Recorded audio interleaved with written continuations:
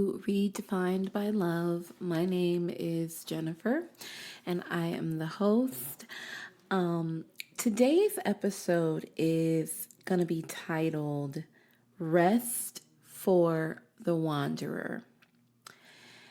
And if you don't know much about this particular podcast, we are all about healing from trauma and really just redefining how we see ourselves, how we see the world, and of course, how we see the Lord through His love for us.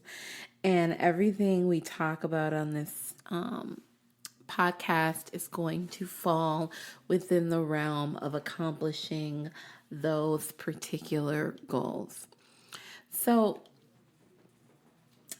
recently, I had the opportunity to spend some time beginning to research the effects of trauma on the way we connect to one another. And as I was beginning to really lean into this and evaluate it, I just began to see so many examples that either I myself have perpetuated or exhibited, but also examples that I've seen in the lives of so many people that I have encountered throughout my lifetime. So one thing I saw in particular is that one of the effects of trauma is that we begin to develop this wandering mentality. And what I mean by a wandering mentality is that we begin to walk into every space that we're in fight mode, ready to battle, even if there's no one for us to battle. And the result of this feeling that we have to be in battle stance all the time is that we're always looking for proof that what we believe someone is going to perpetuate against us is actually happening to us. So one example of this would be if you take a person that walks into a relationship, whatever the relationship may look like. It could be romantic, it could be business, it can be a spiritual relationship, it can be friendship, whatever, right? So they walk into this relationship, and from day one, they have guards up. From day one, they have a battle stance ready to fight at any given moment of slight provocation. But then on top of that, what they're doing is they're dissecting and they're looking at every single thing that person does to find proof to validate what they already feel. And so, since on this channel we don't shy away from the spiritual conversations, we know that oftentimes these feelings, these beliefs, these quote truths that we believe we're coming into are actually just planted lies meant to stop us from actually being able to experience the fullness of life. And part of the fullness of life is actually recognizing that we get to rest. We get to plant roots.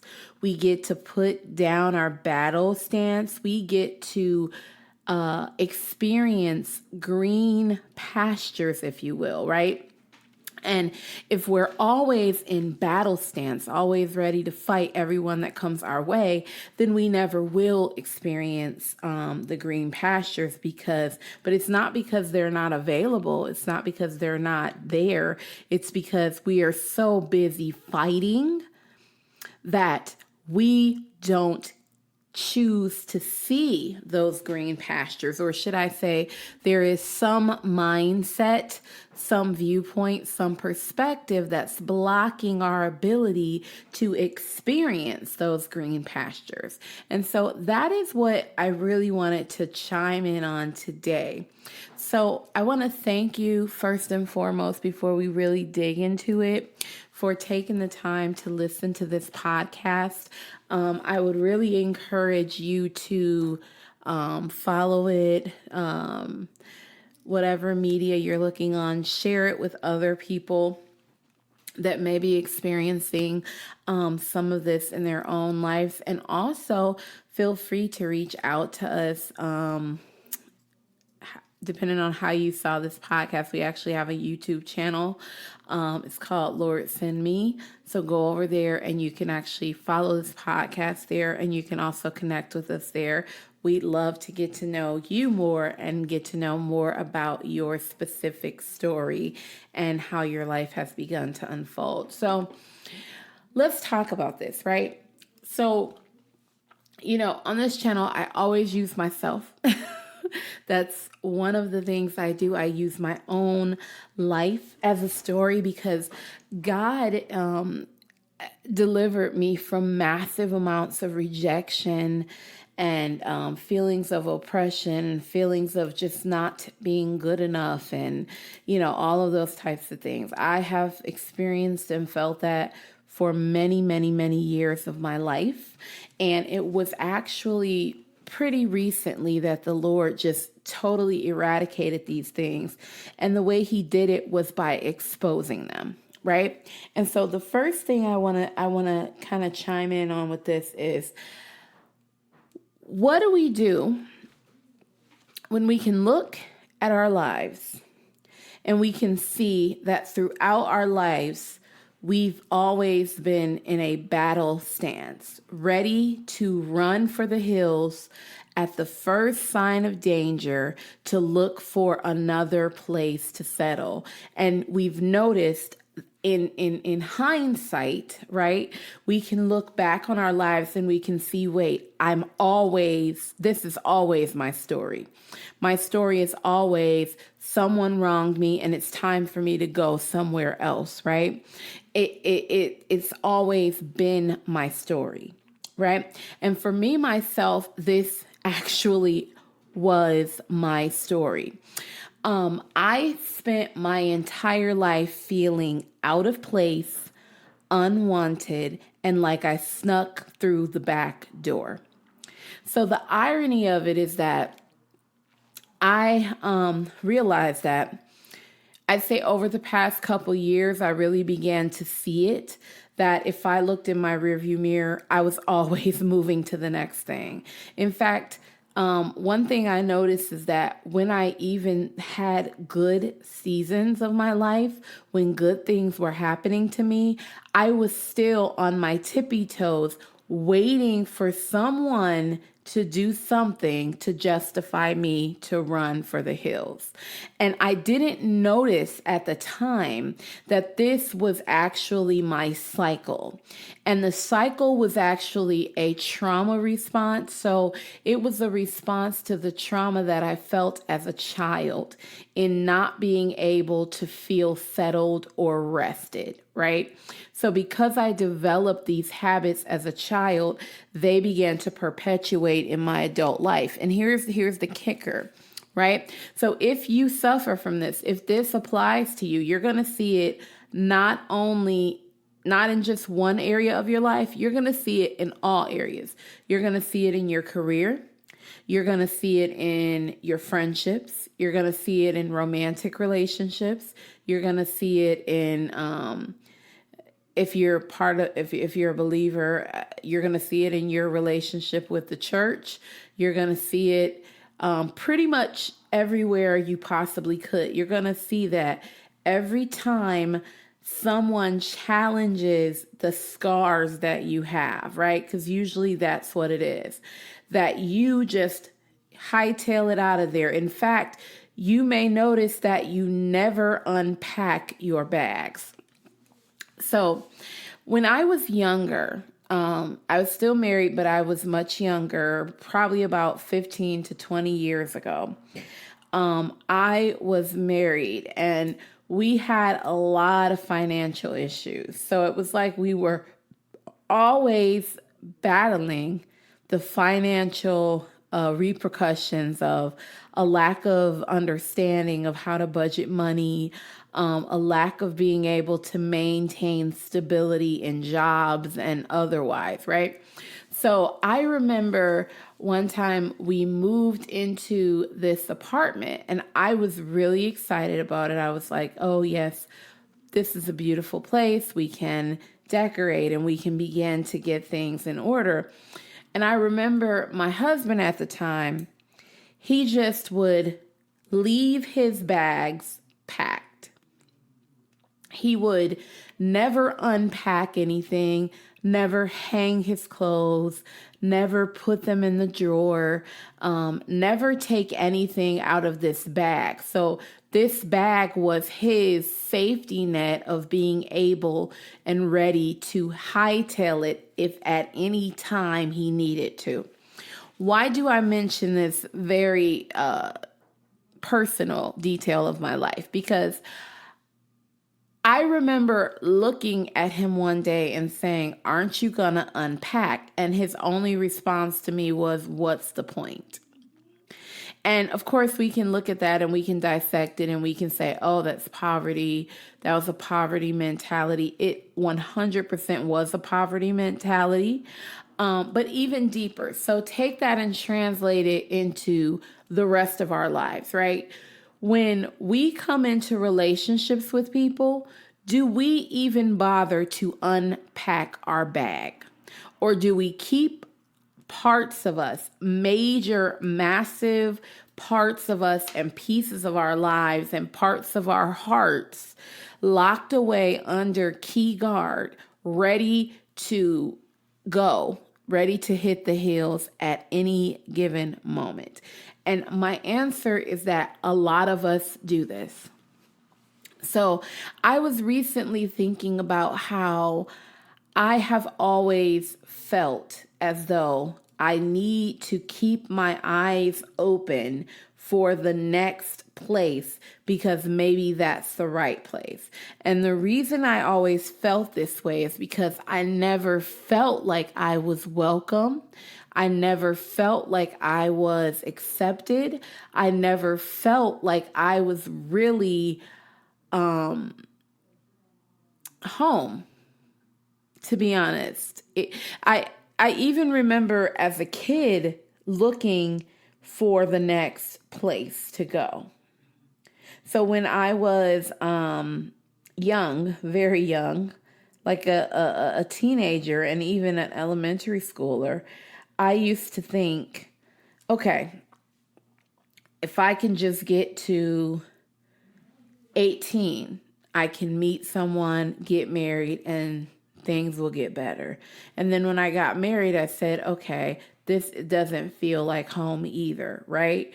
And so I said, okay, if I could just meet someone and leave this relationship, then it'll be better. And then I did that. It still didn't get better. And so then I said, okay, well, if I can just leave this job and have a better career, things will get better.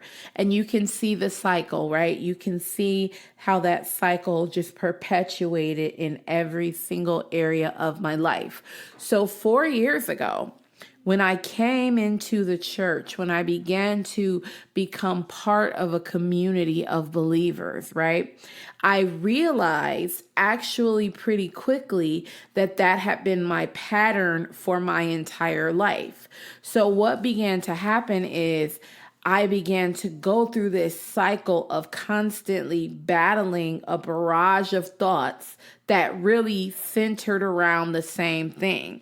So I guess I told myself that I was elevating above the thoughts because I wasn't listening to them and running.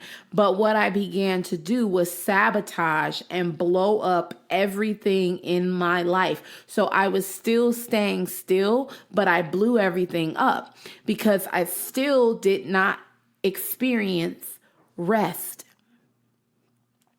And it actually was not until very recently that I actually, what scripture calls, entered into the rest of the Lord. And that only happens because I began to understand that because my acceptance, because my love, because my portion is in Him, that means that no one else can make me feel unwelcome. Because wherever I am, I'm in Him and I'm always welcome in Him. So once I began to reframe, right, to reframe that mindset, to begin to tear down the part of my mind that made me feel unwelcome and out of place all the time, I began to dismantle that with truth. What was the truth? The truth was that I was accepted in Christ. The truth was that He loved me. The truth was that I was chosen by Him. He valued me. He valued my gifts. He valued my heart, right? And so as I began to live from that place, as I began to experience that, it just totally broke apart this mindset that made me feel like I needed to chase, that made me feel like I needed to always be looking on the horizon for the next place to go to because hopefully that was the right place. And instead, I actually had the opportunity to enter into the rest of the Lord. And so the reason I am recording this particular video today is because I know that there are some out there that listen to these videos, that come across these podcasts that come across them, and you are a wanderer. And you've been told, or you've even told yourself, that that's just who you are. That's just how you are. And people just need to accept that that's just your nature. But I'm here to tell you that there is rest for the wanderer in Christ. Let me try that a different way. This is something I'm speaking to not only the unbeliever who doesn't know Jesus, but if you do know Jesus and you look at your life and you are a perpetual wanderer, your relationships are not settled. You constantly wander and wait for the proof that someone is out to do you wrong so that you can hightail it. That makes you a wanderer. That's what I mean when I say a wanderer, one who's always looking for somewhere new that they may be able to find rest. God would have you know today that there is rest for you in Him, that there is a place in Him where you can find tranquility, where you can find peace, where you can find rest, and you can stop trying to look for the next best place, right? And the thing is, and this is a hard thing, right? But we do not get to experience that rest until we give up looking for it in earthly vessels. It doesn't come from other people. It doesn't come from a position. It doesn't come from a title. It doesn't even come from your geographic location. This rest only comes from Him. And until we understand and experience that in its fullness, until we reach the point where we actually allow ourselves to live in that freedom and that peace with Him, we will be wandering perpetually. We will be looking for the next best thing. But here's the beautiful part. The beautiful part is that He already did everything He needed to do so that we could experience this rest. He already made a way for us to experience and abide in this rest. So if this is you, if you're a person and you experience this unperpetual wandering feeling, feeling like someone is always out to get you, and that you'll never really find a place for peace. I'm here to tell you that today is your day. Today is your day. And so I want to tell you a quick story. So recently, I was at church at a worship service, and my pastor, my leader, she was staring at me because I was actually leading worship, and she kept staring at me, and I just was like, okay, why is she like looking at me? And eventually worship was over, and so I sat down, and she said to me, I just saw a vision for you. And so I'm like, okay, what was it? And she reveals this vision. She says, I just saw you taking off your combat boots. And in exchange, you put on a pair of on-point ballet flats. And she said, the significance is that to walk in on-point ballet shoes, you actually have to have a level of skill. People actually train for years to be able to properly dance in these shoes. It's not something you just put them on and get going. Like it's a process, right? And so she said, I saw you take off your combat boots of battle and put on these shoes. And she said, this signifies your battle is over. And she said, it's been a battle, which is true. It's been a battle, right? But your battle is over, and you're now going to dance with the Lord with fluid grace. And she said that as she saw this vision, she saw me begin to dance. And as I danced with the Lord, I danced with grace and accuracy and a fluid motion that was unmatched, unbelievable, right? And so what this led me to think of when I decided to record this podcast is that many of you who will come across this podcast, you feel the same way. You feel like your entire life has been this battle. You feel like your entire life you've been battling for every inch. You've been fighting. And actually, there's a part of you that's afraid to take off your combat boots because you've been so preconditioned to believe that the only thing you have is that which you claw your way into having. So you actually believe that that is your portion. You believe that that's what lies ahead for you. It's just more battles.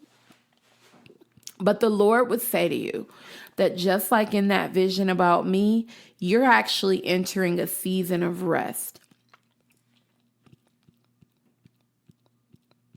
And yes, I say a season of rest because although I was dancing from rest. I was dancing from a flow of the Spirit. I was not striving. I was not working. I was not trying. It was a fluid grace that came without thought, without calculation, without trying to make it happen. And God would say, He's about to move you into that same space. So,